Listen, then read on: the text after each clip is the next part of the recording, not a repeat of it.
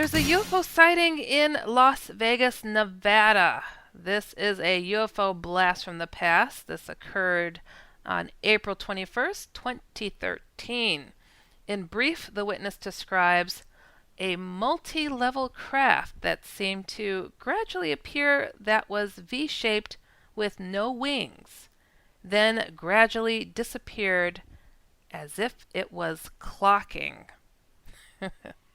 In more detail, the witness goes on to state this event occurred in April 2013 at approximately 2 p.m. Total duration of event was about 15 to 20 seconds.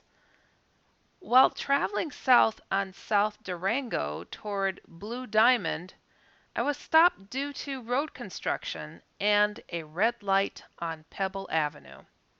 My attention was drawn to the sky as I thought a commercial aircraft was making an approach to land at Las Vegas Airport.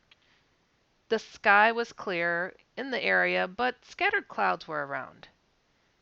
As I observed the craft, it was approaching from the west and appeared to be appearing out of thin air until I could see the entire craft. It was a multi-level craft. V-shaped, no wings, approximately 200 yards in length. It appeared to have 4 or 5 levels. It was a dull, dark gray color that seemed to absorb light. There was no reflective material on the craft. It was flying in a straight line due east. There was no sound emanating from the craft. After about 8 seconds, it began to disappear back into thin air, as if it was cloaking, not clocking, they misspelled it, until it disappeared. During the visual, it maintained a constant speed as if approaching for a landing. But it was not on the same course or altitude as jets take when landing from the west. The craft began to appear from front to back and then disappeared from front to back. I am only reporting this now because I was not sure I really saw what I saw, but the details have vividly stuck with me since the sighting. As far as I know, there were no other reports of this event. Oh, that's a fascinating one. Next UFO report, sighting in Egg Harbor City, New Jersey. This occurred September 6, 2017. In brief, they state, saw a small orb while driving. In more detail, had just left my driveway heading towards Indian Cabin Road when I observed an orb the approximate size of a large cantaloupe coming down the street towards me and level to my car. It appeared translucent, and there appeared to be something in it. I thought I might have hit it, or maybe it went around me. I looked in my rearview mirror and saw nothing and did not stop, as I was in a hurry. I live in a wooded area. That's it. This next UFO report is for fun. Sighting in Bristol, Connecticut. Occurred October 27th, 2017. In brief, the witness states, I almost gave up filling out this form. Look at the picture. And then in more detail. Oh my God, I've never filled out such an aggravating form. Just call me if you want to know more.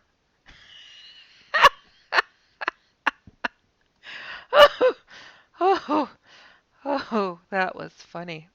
Okay, next UFO sighting. This occurred in Oak Lawn, Illinois, not far from me. And this is a blast from the UFO past, June 13th, 2010. In brief, they state, noticed orange light hovering out in backyard. Then couple days later, seen orange light again. In more detail, the witness states, on that evening went out to backyard to smoke, then noticed round orange glowing orb in sky. After a minute or so, I went back in house to inform family and grabbed recorder, went out back with family, and light was gone. While telling family of what I had seen, an orange orb, my daughter stated, like that one there, and I looked east and seen it flying west, appeared to stop and hover, then battery died while filming object. Then orb seen again by many people on block. Was close to 4th of July. Warm night, spotted orb again, at first hovering, then went straight up, then came back and flew from south to north. It appeared stopping and hovering. No further information on video. It appears as something flying out. Maybe someone can clear grainy video and see more. Okay. Next UFO sighting in Boulder Creek, California. This occurred on October 29th of 2017. In brief, the witness states, was looking at a plane in the sky when I noticed further up in the sky what at first appeared to be a stationary object. I thought it may be Venus. Then it slowly moved in a westerly arch shape south. In more detail, witness states, was outside setting up my new telescope looking for a clear area to point it. I saw a plane coming in from the northwest when I noticed a silver object in the sky. It seemed to be twice as high as the passenger airplane passing at the time.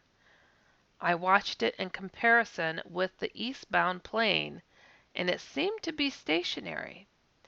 I ran inside to get my phone to check the time, 3:44 p.m. Pacific time, and grabbed my binoculars. I wasn't able to focus the telescope. I focused in on it with my binoculars and checked the time, 3:45 p.m. Pacific time. The object appeared to float in a sweeping motion at what seemed to be varying heights. Occasionally I could see what looked like blue lights. On what seemed to be the front, it was shaped like an elongated diamond upside down. It took about 7 minutes to cross the field of view, then hovered in the southwestern sky for a minute, then vanished. The next UFO sighting. This happened in Airdrie, Alberta. This is kind of a blast from the past, January 5th, 2016. In brief, the witness states, a massive craft floated almost directly over Bonnie and I. the more detail, it states, Bonnie and I were out for a drive, about 1.5 kilometers north of Airdrie, 30 kilometers from Calgary. We had pulled off to the side of the road to talk. Bonnie noticed 3 lights in a triangular shape outside the front window. To the north at first. We assumed it to be a helicopter coming straight towards us. It just didn't seem right, though. I said to her, that looks like the UFO on YouTube. Bonnie started to get a little scared and started driving north towards it, looking for a place to turn around. We drove about a half kilometer to a left corner, which is at the edge of a valley. As we started turning left and going downhill, the craft came in to a better view out my passenger window. I could see the entire bottom and part of the side. It had a diamond shape from front, then 2 circular shapes in the middle, then another diamond-shaped rear. These shapes were pulsating with numerous colors. Yellow front and rear of diamond shapes turning green near center. Red on outer of circular shapes turning blue, and purple near center of the craft. The side that I could see was very dark, if not completely black, and had a choppy surface similar to stealth aircrafts that I've seen. I could not see any windows or even a distinction to say front or back. It was perfectly uniform in shape. It was about 7 p.m. and was very warm night, so I had my window open, but I could not hear any sound coming from the craft whatsoever. It was approximately 100 feet above us and was about 100 feet in length and 70 feet wide. From my vantage point, I would say 10 to 15 feet in height. It slowly floated south towards air dry. I was so stunned by its features that I didn't even think to grab my phone to get a picture at first. When this idea came to me, it had already floated behind the hill we were driving down. I asked Bonnie to turn around now and follow it so I could take pictures. By the time we had turned around and reached the top of the hill again, now turning right, southward, it was already at least a mile or so in front of us. It again had the appearance of three lights in triangular form. We tried to chase it, but it seemed to be going incredibly fast now and just kept getting further away. I kept my eyes on it, but it just kept getting further away. Then suddenly, it just seemed to take off in an instant, straight south. We kept driving for quite some distance towards where I last saw it, but never saw anything again. I enjoy drawing and can easily draw a fairly accurate picture of it, as I have for numerous friends and family since. Bonnie seems to have been quite rattled by the encounter and does not like to talk about it. I would really like to know if anyone else has seen this or similar objects in the area. I can't say for sure that it was unearthly or an experimental military craft. With the stealthy appearance, it seemed more military to me. I do not care if my identity is revealed. I would just really like an answer to what it was I saw that evening. Well, all right. All right, going into an alien adventure. This witness states, I was driving to work at 5:30 on a cold winter morning in February or March 1996. It was mostly dark with only a vague dawn light when I saw the general outline of a huge object on a hill about a half-mile away. It was like seeing a Walmart building where nothing exists even to this day except trees. It was tilted 5 to 10 degrees off horizontal following the contour of the hill. The rectangular object, at least the side facing me, looked to be several hundred feet long and taller than any of the trees I could see, perhaps 50 to 60 feet in height.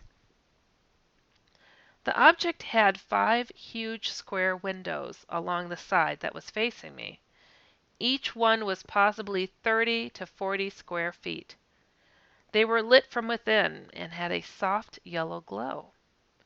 I could see no people or beings through those windows, but I felt like I was being watched. I pulled my Jeep over to the side of the road to get a better look. I even thought of trying to find a road up that hill to see it a little bit more closely. Then the most significant part of this sighting happened. Suddenly, inside my head, just as clearly as if someone were sitting next to me, I heard, "You need to go to work." Note that the voice did not say, "I need to get to work." It said, "You need to get to work." This was not a thought that occurred in my mind. It was external. Someone else placed that thought in my. Get to Old Navy today only. Great gifts like blankets and slippers for the family are just $5, and Adora boots for women, girls, and toddler girls are just $12. Hurry, it ends tonight at Old Navy. Valid 12/14, excludes boys, select styles, in stores only. Head, and I felt compelled to leave and go on to work. In retrospect, there was no particular urgency for me to be at work that morning. No big projects were being done at that time. Yet this command sounded urgent. It was as if I had been told, "Leave!" And I did just that.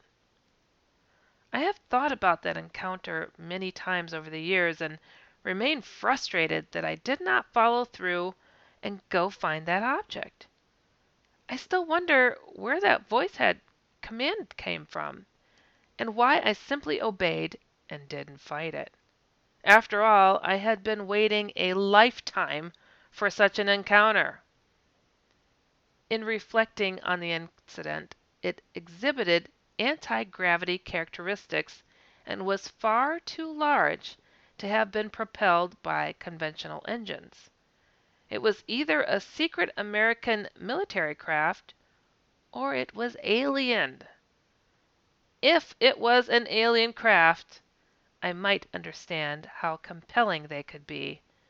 But if it was a military craft, then it's truly frightening what technologies they might have and use on people.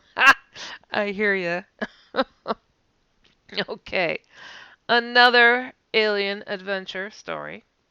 This one is entitled The Night the UFO Talked Back. One summer evening, I had this inexplicable urge to drive up on the Blue Ridge Parkway. I enjoy the solitude up there, but it's not something I'd normally do at night. The urge was strong, though, so I took my old pit bull dog and got on the parkway at the entrance between Waynesville and Sylva, North Carolina. I headed north toward Cherokee. After cruising along for a while, I pulled over at the Cranberry Ridge overlook and got out. Leaning against my car and looking out over the valley, I thought about the many UFO sightings in the area and began mentally asking if there were any sky ships around. Then I just sort of exclaimed it out loud to the universe. After about 15 to 20 minutes, my dog started growling. A few moments later, a sky ship appeared maybe 100 yards away. It didn't fly in. It suddenly was just there, hovering over the valley at my eye level. Of course, I was astonished and my dog stopped growling. It was a very large triangular craft. If you were to use the thumb at arm's length measurement, my thumb was about the size of one of the craft's windows that ran along the side of it.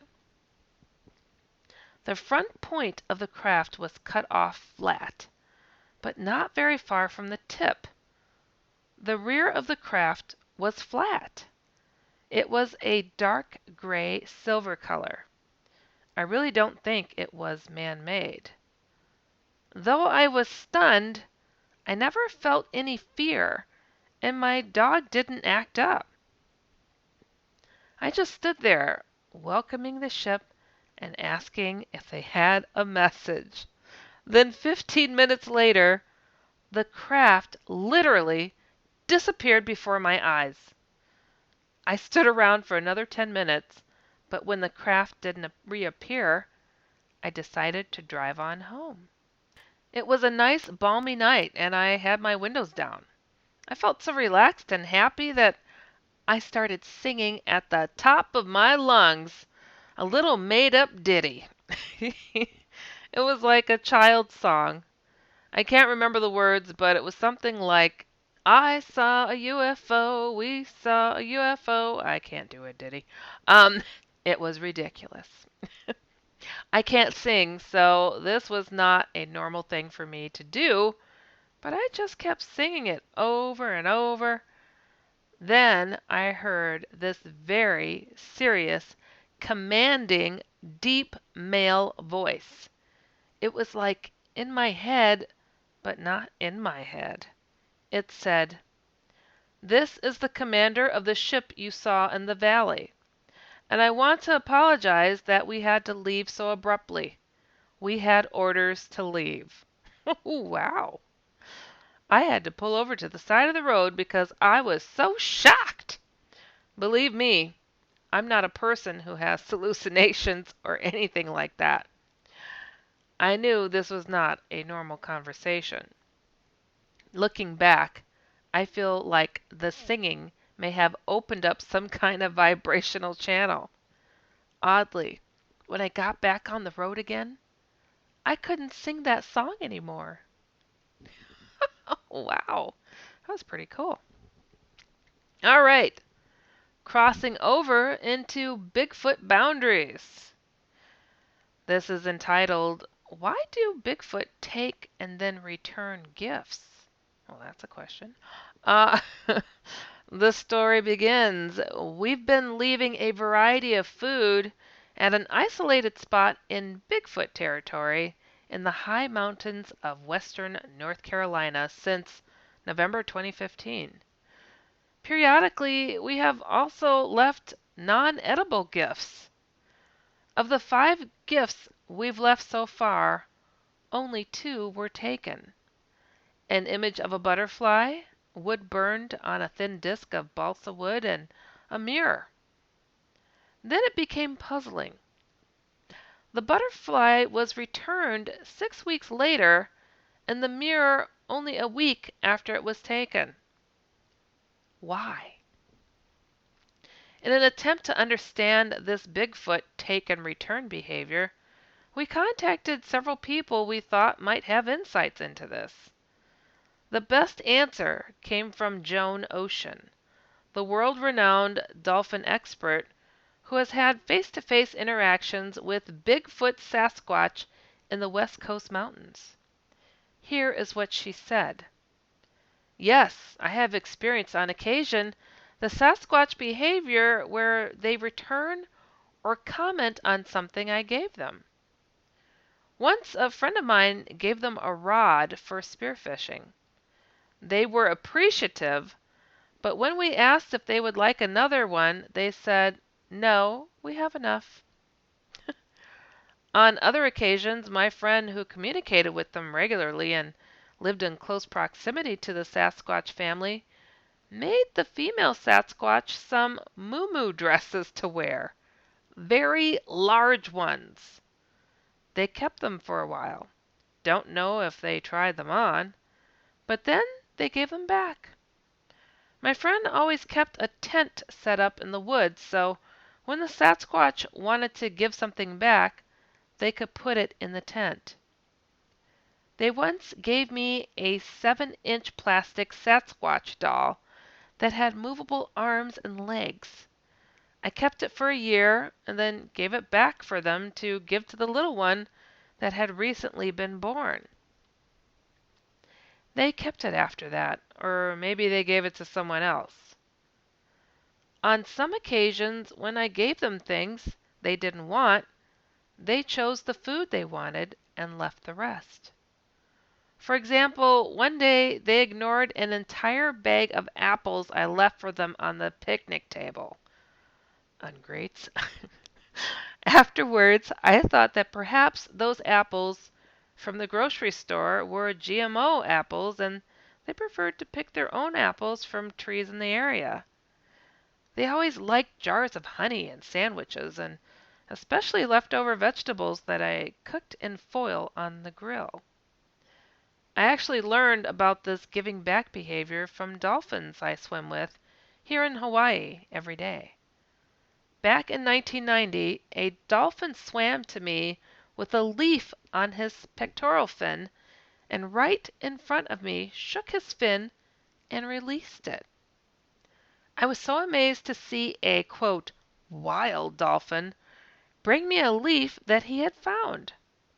So I tucked it into my bathing suit and brought it home to save forever. A gift from a dolphin.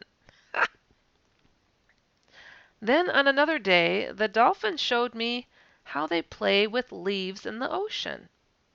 First, one dolphin caught it, and then he released it for another to catch. They played this catch and carry the leaf game for a long time. That was when I realized I wasn't supposed to take the leaf gift home. I was meant to play the game with them. From that time on, I never took another one away. To this day, we pass the leaf back and forth, diving down, coming up, and often playing for hours with many swimmers and many dolphins. The Sasquatch often left me special stones as gifts. Only now am I realizing the interdimensional capabilities of some of these stones. They are more than mere rocks. Editor's intro to audio tape of Bigfoot talking. The editor states, we posted an article in 2014 about a Russian farmer's interactions with a Bigfoot. It included a link to an audio recording of a Bigfoot talking. While that link still takes you to the Russian website, it now requires you to sign in Russian to hear the audio. After a lot of searching, we found the audio tape another way. It had been posted on YouTube after our first article. The drawing it's included was included with the original Russian report. You will see an area to click to listen to the 5-minute audio of Bigfoot talking and not howling. On the next episode of UFO Headline News, you will hear the story behind the audio of Bigfoot talking. All right, I want to thank you for listening to UFO Headline News with me, Heidi Hollis. Be sure to check out ufoheadlinenews.com every single day. And also tune into my other weekly shows. I co-host on The Kevin Cook Show on Tuesdays, and I host The Outlander Show on Fridays. Both are at 8 p.m. Central, 9 p.m. Eastern. And catch my paranormal comic strip called The Outlanders. Direct links can be found at HeidiHollis.com or just come to InceptionRadioNetwork.com. Remember always to keep an open mind so you can stay informed and inspired.